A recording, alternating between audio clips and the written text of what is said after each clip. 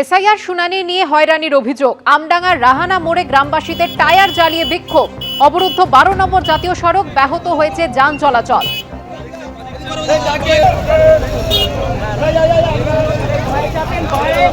অন্যদিকে কুমা চৌমাথাতেও এসআইআর নিয়ে অবরোধ চলছে। তৃণমূল মাইনরিটি সেলের নেতা সিদ্দিক হোসেনের নেতৃত্বে এই বিক্ষোভ। অবরুদ্ধ যশোর রোড, থমকে রয়েছে যানবাহন।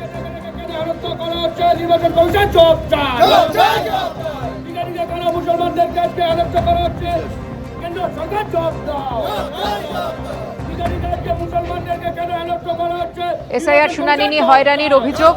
দুটি ছবি আপনাদের সামনে রেখেছি। একদিকে আমডাঙ্গার রাহানা মোড়ে, যেখানে গ্রামবাসীরা টায়ার জ্বালিয়ে বিক্ষোভ দেখাচ্ছেন, যার জেরে অবরুদ্ধ 12 নম্বর জাতীয় সড়ক।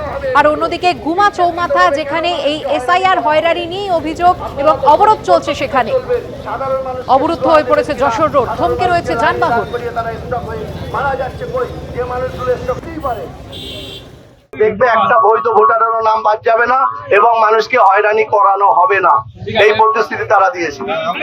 হ্যালো, প্রত্যেকের উদ্দেশ্যে বলছি, যেহেতু প্রশাসনের ভাইরা দেখছেন আমাদের সাথে সাথ দিয়েছে, আমাদের সমস্ত পরেশানি তারা দেখবেন, তাই প্রত্যেককে বলবো আর উত্তেজিত নয়,